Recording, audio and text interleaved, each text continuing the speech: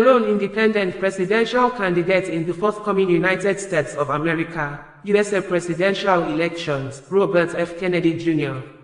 RFK has withdrawn from the presidential race to join the Republican Party candidate Donald Trump for the White House contest. RFK made this known at a news conference on Friday. Shortly after suspending his presidential campaign and endorsing former President Donald Trump in the 2024 election, RFK joined Trump on stage at a rally on Friday in Glendale, Arizona. During the press conference, Kennedy explained what drove him to enter the race, leave the Democratic Party and throw my support to President Trump. Before taking the stage, his campaign filed a court document in Pennsylvania that said Kennedy would endorse Trump. Kennedy Jr. is the son and nephew to late Senator Robert F. Kennedy and President John F. Kennedy, who were both assassinated in the 1960s. RFK said the Democrats waged continual legal warfare against both President Trump and himself, and accused the Democrat Party and its media handlers of preparing and window-dressing a presidential candidate, Kamala Harris, whom he said had not granted interview or make unscripted presentations or present herself for a debate to address the American people ahead the elections scheduled to hold in November 2024. In separate Facebook posts on Friday with videos publication, Robert F. Kennedy Jr. said, when a U.S. president colludes with or outright coerces media companies to censor political speech, it's an attack on our most sacred right of free expression. The DNC waged continual legal warfare against both President Trump and myself. The rumors were true. The rumors weren't true. To find out what's really true about my next steps in service to the mission that launched my campaign, in my own words, please watch this video of my press conference today. During the press conference, RFK said, I've made the heart-wrenching decision to suspend my campaign and to support President Trump. This decision is agonizing for me because of the difficulties it causes me, and my children and my friends. Kennedy in an event in Phoenix, Arizona said that the Democratic Party waged continual legal warfare against both President Trump and myself, and ran a sham primary. In an honest system, I believe I would have won the election. I no longer believe that I have a realistic path of electoral victory in the face of this relentless, systematic censorship and media control. Local media reported that Kennedy's campaign is asking swing states to remove his name from the ballot because he does not want to be a spoiler. He said he will remain on the ballot in states that he considers red or blue. If you live in a blue state, you can vote for me without harming or helping President Trump or Vice President Harris, Kennedy said. In red states, the same will apply. The former Democrat spoke a couple of hours before Trump was scheduled to hold a campaign event in nearby Glendale, Arizona. The Trump campaign on Thursday had advertised that the former president would be joined by a special guest, which further sparked speculation of a Kennedy endorsement of the Republican 2024 presidential nominee. The withdrawal from the race and the presidential run by the long-term environmental activist and high-profile vaccine skeptic, who many considered is the scion of the nation's most storied political dynasty. It would be recalled that the independent presidential candidate, Robert F. Kennedy Jr. announced an independent White House run at a campaign event on October 9, 2023, in Philadelphia, Pennsylvania. Kennedy launched campaign to be elected for the Democratic presidential nomination in April of last year, but last October, the 70-year-old candidate switched to an independent run for the White House. Reports indicated that while Kennedy had long identified as a Democrat and repeatedly invoked his late father, Senator Robert F. Kennedy, and his uncle, President John F. Kennedy, who were both assassinated in the 1960s, in recent years built relationships with leaders on the right. Kennedy repeatedly invoked his father and uncle Friday in Phoenix, according to Fox News. Before now, President Biden's campaign and the Democratic National Committee for months had repeatedly slammed Kennedy as a potential spoiler whose supporters could hand Trump a presidential election victory in November. According to Kennedy, Vice President Harris declined to meet or even to speak with me. Kennedy described the modern Democratic Party as the party of war, censorship, corruption, big pharma, big tech, big ag, and big money. The DNC waged continual legal warfare against both President Trump and myself. Each time that our volunteers turned in those towering boxes of signatures needed to get on the ballot, the DNC dragged us into court, state after state, attempting to erase their work and disappear with the will of the voters, which signed those petitions. It deployed DNC-aligned judges to throw me and other candidates off the ballot and to throw President Trump in jail. According to his running mate, Nicole Shanahan, the campaign is facing no fewer than 9 lawsuits from the Democratic Party. The campaign faces uphill legal claims with suits in Nevada, North Carolina, Delaware, and New Jersey. Trump, Shanahan said, faces 6 legal battles brought on by Democrats at the same time. What the Democrats consider common cause to win elections is the kind of normalcy that leads to famine, sickness, and civil war. The country is ready for an administration that represents unity, Shanahan said in a social media post. Kamala Harris had said that Trump won't hold autocrats accountable because he wants to be an autocrat. The vice president stated this on Thursday at the DNC in Chicago. Following criticisms of Biden's bullseye commentary after the assassination attempt on former President Trump, which the president admitted he should not have said, he claimed, "I'm not the guy that said I want to be a dictator on day one. I'm not the guy that refused to accept the outcome of the election." Biden was referring to a comment in which Trump joked to Fox News' Sean Hannity that he would be a dictator for one day to close the border and drill to rebuild America's energy leadership. Biden enacted dozens of executive orders during his first days in office on both the border and energy. The relationship between Kennedy and Trump started warming earlier this year, and the two spoke last month after the assassination attempt against Trump and met in person the following day. "If he endorsed me, I would be honored by it. I would be very honored by it. He really has his heart in the right place," Trump said on Thursday in an interview on Fox and Friends. And the former president's running mate, Senator J.D. Vance of Ohio, said Wednesday in an interview on Fox and Friends that he hopes Kennedy endorses the president, gets on the team, because this is about saving the country, according to Fox News. We learned that RFK's last public event put on by his campaign came on July 9th in Freeport, Maine. But even before that, Fox News reported that his poll numbers, which once stood in the teens, had faded. The most recent Fox News national poll, conducted August 9 to 12, indicated Kennedy at 6% support. His fundraising was also in a free fall, with campaign finance reports indicating he had just $3.9 million cash on hand as of the start of July, with nearly $3.5 million in debt, Fox News reported. DNC senior advisor, Mary Beth Cahill, while reacting following Kennedy's speech, said the more voters learned about RFK Jr., the less they liked him. Donald Trump isn't earning an endorsement that's going to help build support. He's inheriting the baggage of a failed fringe candidate.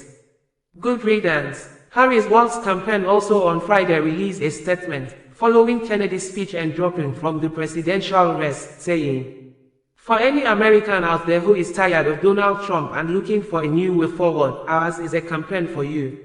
In order to deliver for working people and those who feel left behind, we need a leader who will fight for you, not just for themselves, and bring us together, not tear us apart." Vice President Harris wants to earn your support, said Harris' Waltz 2024 campaign chair, Jen O'Malley Dillon. 16 months ago, in April of 2023, I launched my campaign for President of the United States. I began this journey as a Democrat, the party of my father, my uncle, the party which I pledged my own allegiance to long before I was old enough to vote. I attended my first Democratic convention at the age of 6 in 1960. And back then, the Democrats were the champions of the Constitution, of civil rights. The Democrats stood against authoritarianism, against censorship, against colonialism, imperialism, and unjust wars. We were the party of labor, of the working class. The Democrats were the party of government transparency and the champion of the environment. Our party was the bulwark against big money interests and corporate power. True to its name, it was the party of democracy.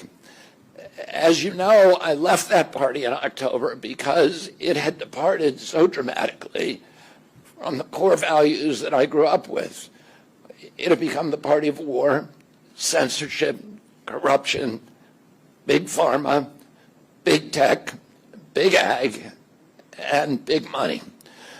When it abandoned democracy by canceling the primary to conceal the cognitive decline of the sitting president, I left the party to run as an independent. The mainstream of American politics and journalism derided my decision. Conventional wisdom said that it would be impossible even to get on the ballot as an independent because each state poses an insurmountable tangle of arbitrary rules for collecting signatures. I would need over 1 million signatures, something no presidential candidate in history had ever achieved. And then I'd need a team of attorneys and millions of dollars to handle all the legal challenges from the DNC. The naysayers told us that we were climbing a glass version of Mount Impossible. So the first thing I want to tell you is that we proved them wrong. We did it because beneath the radar of mainstream media organs, we inspired a massive independent political movement. More than 100,000 volunteers sprang into action, hopeful that they could reverse our nation's decline. Many worked 10-hour days, sometimes in blizzards and blazing heat. They sacrificed family time, personal commitments, and sleep month after month, energized by a shared vision of a nation healed of its divisions. They set up tables at churches and farmers' markets. They canvassed door to door. In Utah and in New Hampshire, volunteers collected signatures in snowstorms, convincing each supporter to stop in the frigid cold, to take off their gloves, and to sign legibly. During a heat wave in Nevada, I met a tall, athletic volunteer who cheerfully told me that he had lost 25 pounds collecting signatures in 117-degree heat. To finance this effort, young Americans donated their lunch money, and senior citizens gave up part of their Social Security checks. Our 50-state organization collected those millions of signatures and more. No presidential campaign in American political history has ever done that. And so I want to thank all of those dedicated volunteers and congratulate the campaign staff who coordinated this enormous logistical feat. Your accomplishments were regarded as impossible. You carried me up that glass mountain. You pulled off a miracle. You achieved what all the pundits said could never be done. You have my deepest gratitude, and I'm never going to forget that, not just for what you did for my campaign, but for the sacrifices you made because you love our country. You showed everyone that democracy is still possible here. It continues to survive in the press and in the idealistic human energies that still thrive beneath a canvas of neglect and of official and institutional corruption. Today, I'm here to tell you that I will not allow your efforts to go to waste. I'm here to tell you that I will leverage your tremendous accomplishments to serve the ideals that we share, the ideals of peace, of prosperity, of freedom, of health, all the ideals that motivated my campaign. I'm here today to describe the path forward that you've opened with your commitment and with your hard labors. Now, in an honest system, I believe that I would have won the election. In a system the kind that my father and my uncles thrived in, a system with open debates, with fair primaries, with regularly scheduled debates, with fair primaries, and with a truly independent media untainted by government propaganda and censorship. In a system of nonpartisan courts and election boards, everything would be different. After all, the polls consistently showed me beating each of the other candidates, both in favorability and also in head-to-head matchups. But I'm sorry to say that while democracy may still be alive at the grassroots, it has become little more than a slogan for our political institutions, for our media, and for our government, and most sadly at all for me, for the Democratic Party. In the name of saving democracy, the Democratic Party set itself to dismantling it, lacking confidence in its candidate, that its candidate could win in a fair election at the voting booth. The DNC waged continual legal warfare against both President Trump and myself. Each time that our volunteers turned in those towering boxes of signatures needed to get on the ballot, the DNC dragged us into court, state after state, attempting to erase their work and to subvert the will of the voters who had signed those petitions. It deployed DNC-aligned judges to throw me and other candidates off the ballot and to throw President Trump in jail. It ran a sham primary that was rigged to prevent any serious challenge to President Biden. Then, when a predictably bungled debate performance precipitated the palace coup against President Biden, the same shadowy DNC operatives appointed his successor, also without an election. They installed a candidate who was so unpopular with voters that she dropped out in 2020 without winning a single delegate. My uncle and my father both relished debate. They prided themselves on their capacity to go toe-to-toe with any opponent in the battle over ideas. They would be astonished to learn of a Democratic Party presidential nominee who, like Vice President Harris, has not appeared in a single interview or an unscripted encounter with voters for 35 days.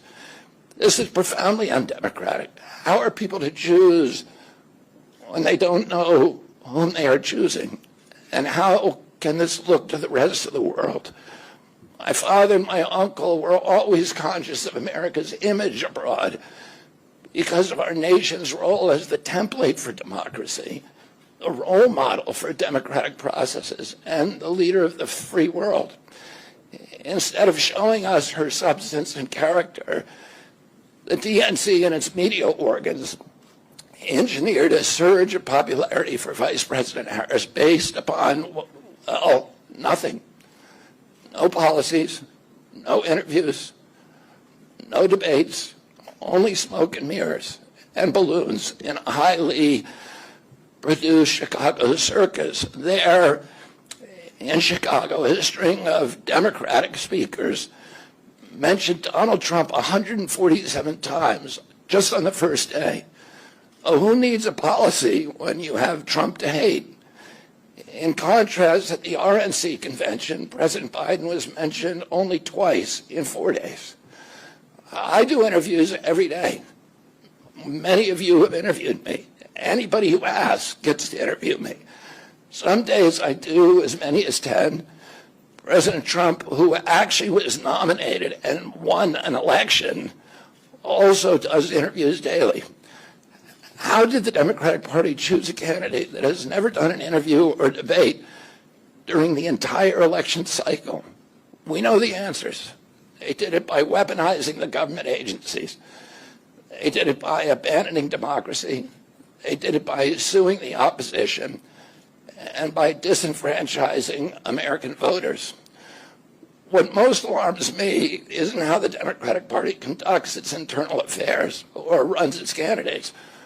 What alarms me is the resort to censorship and media control and the weaponization of the federal agencies.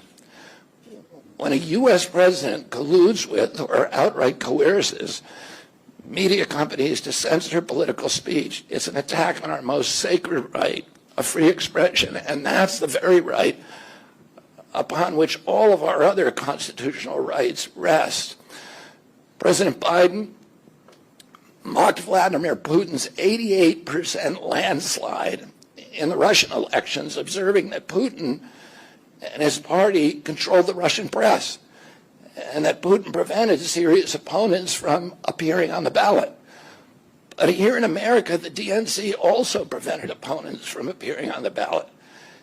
And our television networks exposed themselves as Democratic Party organs over the course of more than a year in a campaign where my poll numbers reached at times in the high 20s. The DNC-aligned mainstream media networks maintain a near perfect embargo on interviews with me. During his 10-month presidential campaign in 1992, Ross Perot gave 34 interviews on mainstream networks. In contrast, during the 16 months since I declared, ABC, NBC, CBS, MSNBC, and CNN combined gave only 2 live interviews from me. Those networks instead ran a continuous deluge of hit pieces with inaccurate, often vile, pejoratives and defamatory smears. Some of those same networks and colluded with the DNC to keep me off the debate stage. Representatives of those networks are in this room right now, and I'll just take a moment to ask you to consider the many ways that your institutions have abdicated this really sacred responsibility, the duty of a free press to safeguard democracy and to challenge always the party in power. Instead of maintaining that posture of fierce skepticism toward authority, your institutions have made themselves government mouthpieces and stenographers for the organs of power. You didn't alone cause the devolution of American democracy, but you could have prevented it. The Democratic Party's censorship of social media was even more of a naked exercise of executive power. This week, a federal judge, Terry Doty, upheld my injunction against President Biden, calling the White House's censorship project, quote, the most egregious violation of the First Amendment in the history of the United States of America.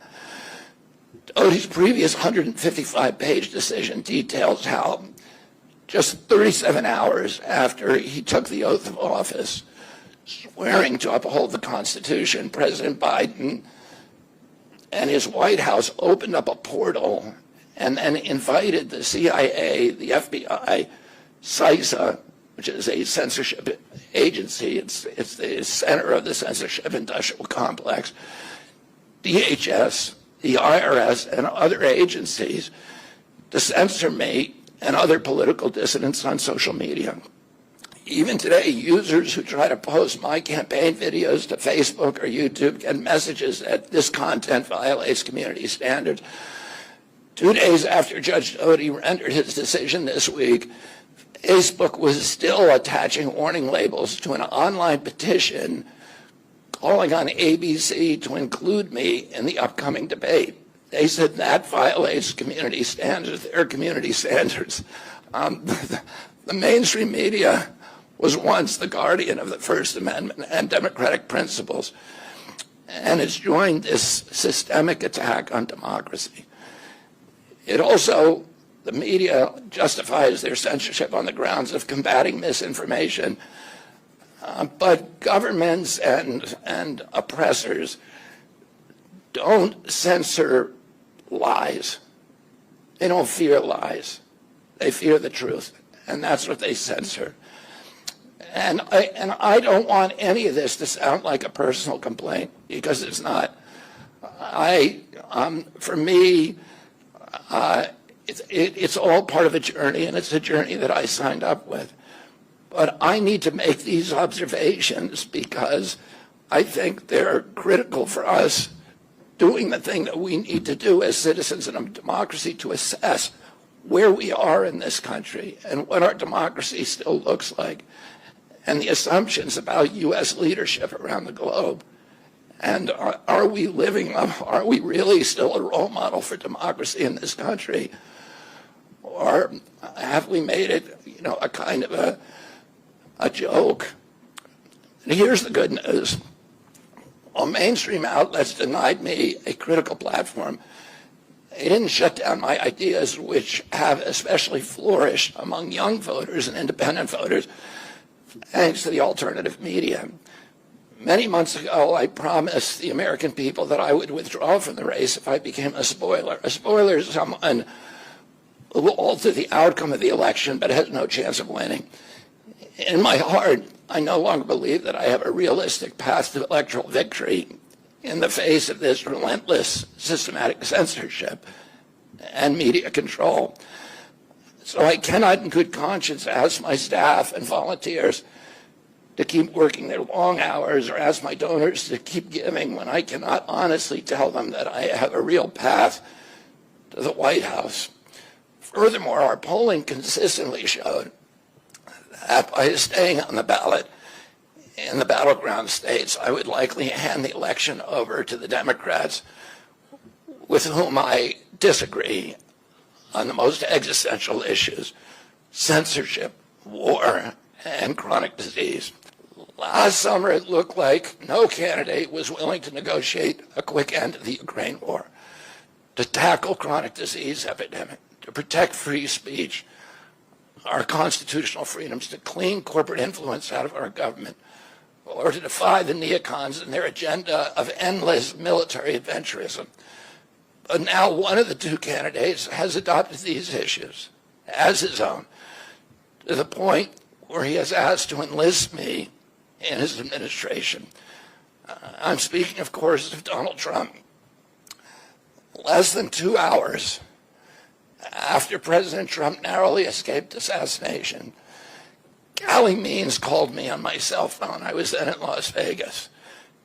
Callie is arguably the leading advocate for food safety, for soil regeneration, and for ending the chronic disease epidemic that is destroying America's health and ruining our economy. Callie has exposed the insidious corruption at the FDA, the NIH, the HHS, and the USDA that has caused the epidemic. Callie had been working on and off for my campaign, advising me on those subjects since the beginning.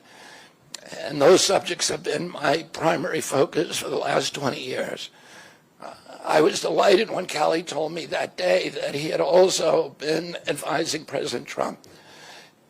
He told me President Trump was anxious to talk to me about chronic disease and other subjects, and to explore avenues of cooperation.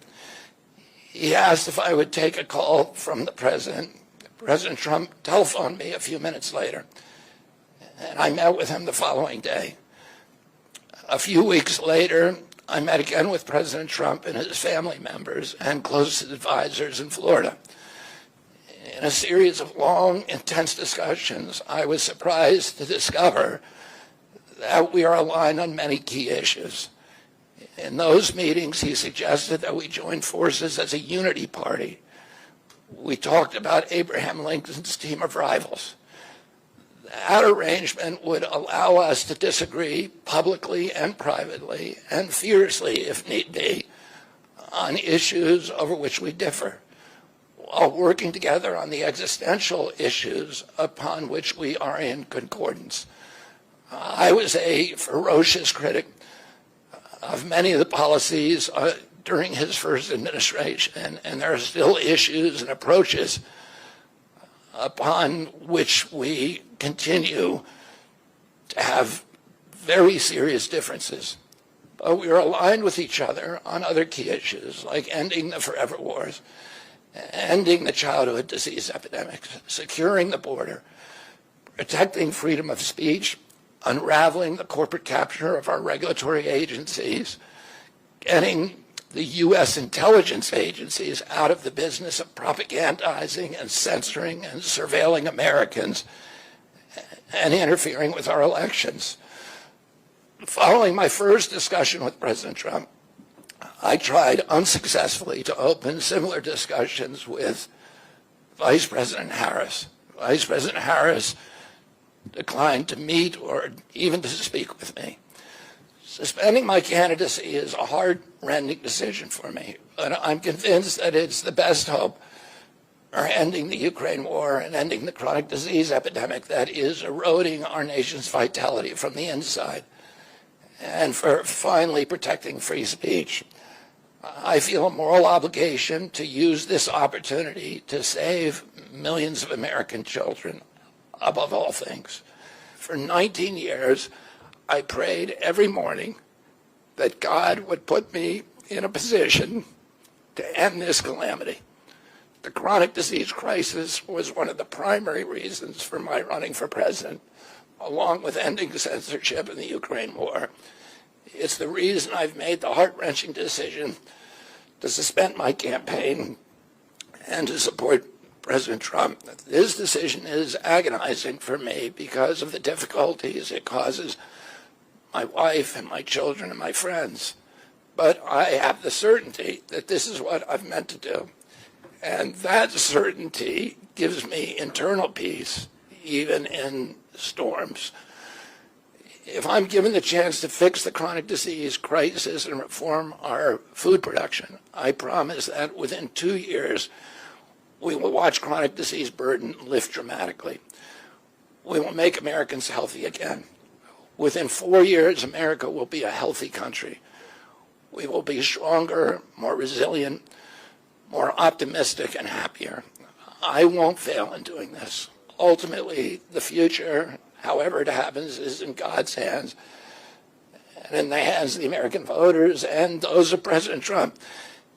If President Trump is elected and honors his word, the vast burden of chronic disease that now demoralizes and bankrupts the country will disappear. This is a spiritual journey for me. I reached my decision through deep prayer, through hard-nosed logic, and I asked myself, what choices must I make to maximize my chances to save America's children and restore national health? I felt that if I refused this opportunity, I would not be able to look myself in the mirror, knowing that I could have saved lives of countless children and reversed this country's chronic disease epidemic. I'm 70 years old. I may have a decade to be effective. I can't imagine that President Harris would allow me or anyone to solve these dire problems. After 8 years of President Harris, any opportunity for me to fix the problem will be out of my reach forever. President Trump has told me that he wants this to be his legacy. I'm choosing to believe that this time he will follow through. His son, his biggest donors, his closest friends, and all support this objective. My joining the Trump campaign will be a difficult sacrifice for my wife and children, but worthwhile if there's even a small chance of saving these kids. Ultimately, the only thing that will save our country and our children is if we choose to love our kids more than we hate each other. That's why I launched my campaign to unify America. My dad and uncle made such an enduring mark on the character of our nation, not so much because of any particular policies that they promoted, but because they were able to inspire profound love for our country and to fortify our sense of ourselves as a national community held together by ideals. They were able to put their love into the intentions and hearts of ordinary Americans and to unify a national populist movement of Americans, blacks and whites, Hispanics, urban and rural Americans. They inspired affection and love and high hopes and a culture of kindness that continue to radiate among Americans from their memory. That's the spirit on which I ran my campaign and that I intend to bring into the campaign of President Trump.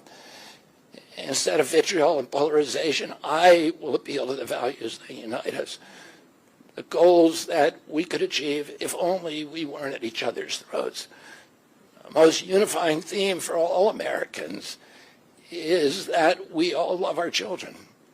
If we all unite around that issue now, we can finally give them the protection, the health, and the future that they deserve. Thank you all very much. When a US president colludes with or outright coerces media companies to censor political speech, it's an attack on our most sacred right of free expression. And that's the very right upon which all of our other constitutional rights rest. President Biden mocked Vladimir Putin's 88% landslide in the Russian elections, observing that Putin and his party controlled the Russian press and that Putin prevented serious opponents from appearing on the ballot. But here in America, the DNC also prevented opponents from appearing on the ballot. And our television networks expose themselves as Democratic Party organs. Over the course of more than a year in a campaign where my poll numbers reached at times in the high 20s, the DNC-aligned mainstream media networks maintain a near perfect embargo on interviews with me. During his 10-month presidential campaign in 1992, Ross Perot gave 34 interviews on mainstream networks. In contrast, during the 16 months since I declared, ABC, NBC, CBS, MSNBC, and CNN combined gave only 2 live interviews from me. Those networks instead ran a continuous deluge of hit pieces with inaccurate, often vile, pejoratives and defamatory smears. Some of those same networks and colluded with the DNC to keep me off the debate stage. Representatives of those networks are in this room right now, and I'll just take a moment to ask you to consider the many ways that your institutions have abdicated this really sacred responsibility, the duty of a free press to safeguard democracy and to challenge always the party in power. Instead of maintaining that posture of fierce skepticism toward authority, your institutions have made themselves government mouthpieces and stenographers for the organs of power. You didn't alone cause the devolution of American democracy, but you could have prevented it. The DNC waged continual legal warfare against both President Trump and myself. Then, when a predictably bungled debate performance precipitated the palace coup against President Biden, the same shadowy DNC operatives appointed his successor. Vice President Harris has not appeared in a single interview or an unscripted encounter with voters for 35 days. This is profoundly undemocratic. How are people to choose when they don't know whom they are choosing? And how can this look to the rest of the world? My father and my uncle were always conscious of America's image abroad because of our nation's role as the template for democracy, the role model for democratic processes, and the leader of the free world. Instead of showing us her substance and character, the DNC and its media organs engineered a surge of popularity for Vice President Harris based upon, well, nothing. No policies, no interviews, no debates, only smoke and mirrors and balloons in a highly produced Chicago circus. How did the Democratic Party choose a candidate that has never done an interview or debate during the entire election cycle? We know the answers. They did it by weaponizing the government agencies. They did it by abandoning democracy. They did it by suing the opposition and by disenfranchising American voters. What most alarms me isn't how the Democratic Party conducts its internal affairs or runs its candidates. What alarms me is the resort to censorship and media control and the weaponization of the federal agencies. The DNC waged continual legal warfare against both President Trump and myself. Then, when a predictably bungled debate performance precipitated the palace coup against President Biden, the same shadowy DNC operatives appointed his successor. Vice President Harris has not appeared in a single interview or an unscripted encounter with voters for 35 days. This is profoundly undemocratic. How are people to choose when they don't know whom they are choosing? And how can this look to the rest of the world? My father and my uncle were always conscious of America's image abroad because of our nation's role as the template for democracy, the role model for democratic processes, and the leader of the free world. Instead of showing us her substance and character, the DNC and its media organs engineered a surge of popularity for Vice President Harris based upon, well, nothing. No policies, no interviews, no debates, only smoke and mirrors and balloons in a highly produced Chicago circus. How did the Democratic Party choose a candidate that has never done an interview or debate during the entire election cycle? We know the answers. They did it by weaponizing the government agencies. They did it by abandoning democracy. They did it by suing the opposition and by disenfranchising American voters. What most alarms me isn't how the Democratic Party conducts its internal affairs or runs its candidates. What alarms me is the resort to censorship and media control and the weaponization of the federal agencies. OsazuwaAkonedo, bringing you the news in a more digital way.